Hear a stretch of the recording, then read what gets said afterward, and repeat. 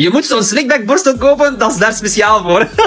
Jongens, een jaar geleden heb ik dus een slickback gedaan, voor de mensen die niet weten wat dat is. En ik gewoon je haar plat duwen met gel of zo. Ik heb dat dus blijkbaar helemaal fout gedaan, dus we gaan dat dit jaar opnieuw proberen. Deze keer met en slickback borstels. Ik heb er 2 gekocht, want ik wist niet wat de juiste was. Maar ook 30 centimeter langer haar. Let's go. Stap 1, mijn haar kammen. Auw. Voilà. Dan mijn haar een beetje vochtig maken. Dan weer een beetje gel in doen. En niet zoveel als vorige keer.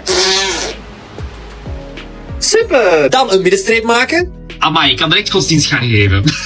Wie kan mij vertellen wat de 10 geboden zijn? En dan als laatste stap mijn haar vaststeken met behulp van deze borstel. Ga je 3, 2, 1. Is dit een betere slickback dan de vorige keer of is het erger? Ik blijf het zeggen, ik voel me echt zo'n Franse boef. Bon, oui, oui, c'est l'argent. Dus ja, voilà, een slickback. Laat weten in de comments of het op iets trekt of totaal niet.